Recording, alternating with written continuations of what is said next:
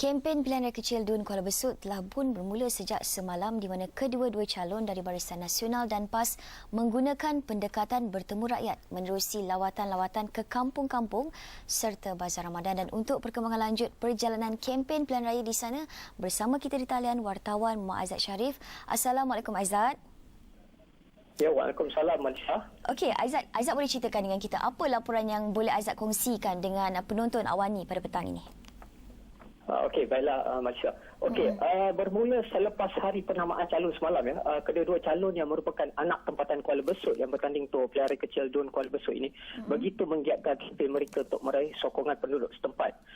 Kalau kita lihat suasana di bulan Ramadan ini juga memperlihatkan kedua-dua calon menggunakan pendekatan bertemu rakyat melalui lawatan-lawatan ke kampung-kampung dan juga Bazar Ramadan. Okey, semalam sebaik saja proses penamaan calon selesai, calon dari Barisan Nasional Tengku Zaihan Cikgu Abdul Rahman telah memulakan kempen beliau dengan bersolat Jumaat bersama-sama penduduk Kuala Besut di Masjid Kuala Besut. Beliau juga turut diiringi oleh beberapa pemimpin seperti Timbalan Perdana Menteri Tan Sri Muhyiddin Yassin yang juga merupakan pengarah kempen pilihan raya Kuala Besut dan juga beberapa pimpinan tertinggi Barisan Nasional juga.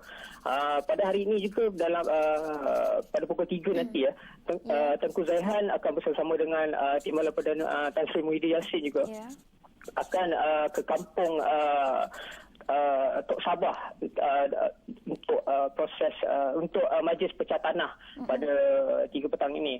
Seperti calon BN juga, calon PAS Azlan Yusof juga telah bersama-sama juga dengan jemaah penyokong PAS bersolat Jumaat semalam, bersolat Jumaat di Masjid Kem Askar sebelum meneruskan siri jelajah kempen mereka dan juta-juta pilihan raya PAS lah. Dan masa yang sama juga kalau kita dapat tengok di Pekan Kuala Besut ni, perang poster dan perang bendera telah mula mewarnai pelbagai sudut di pekan-pekan Kuala Besut, terutama di pasar-pasar awam, jambatan dan juga setiap tempat di Kuala Besut.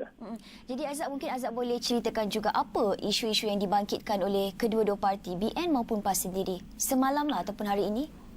Okey, isu-isu kebanyakannya adalah isu-isu setempat seperti perumahan rakyat, juga masalah sekolah pendidikan juga, dan ini dijangka akan menjadi topik-topik dalam siri-siri jelajah, ceramah dan juga kempen-kempen mereka ini. Jadi Aizat, tadi Aizat dah menyebut wakil BN sendiri, calon BN akan bersama dengan TPM untuk merasmikan Majlis Pecah Tanah. Majlis Pecah Tanah. Okey, bagaimana pula dengan kempen ataupun ceramah selepas solat tarawih ke bagaimana? Akan ada juga ke bagaimana, Aizat? Sebenarnya ada. Mereka melakukan melalui selalunya ceramah-ceramah tazkirah yang dilakukan selepas habis solat tarawih itu. Okey, jadi Aizat, insya-Allah kita akan bersama dengan Aizat dari semasa ke semasa untuk mendapatkan perkembangan terkini perjalanan kempen pilihan di sana. Terima kasih Aizat. Ya, terima kasih Manisha. Okey, itu tadi kita bersama dengan wartawan Isra Awani Muhammad Aizat Sharif, dan seterusnya juga di talian bagi mengulas lanjut proses kempen pilihan raya kecil Kuala Besut adalah pensyarah kanan Fakulti Sains Pentadbiran dan Pengajian Polisi UiTM Dungun, Cik Hamdan, Cik Muhammad Razali. Assalamualaikum. Waalaikumsalam. Okey, kita nak tanya di sini teruslah. Kempen pilihan raya kecil bermula secara rasmi semalam seperti yang kita tahulah. Okey, berdasarkan pemerhatian saudara sendiri, sejauh mana kedua-dua parti memperjuangkan isu berteraskan politik pembangunan itu sendiri? Okey, jadi bagi saya berdasarkan pemerhatian setakat ni, BN mempunyai kelebihan dari segi politik pembangunan.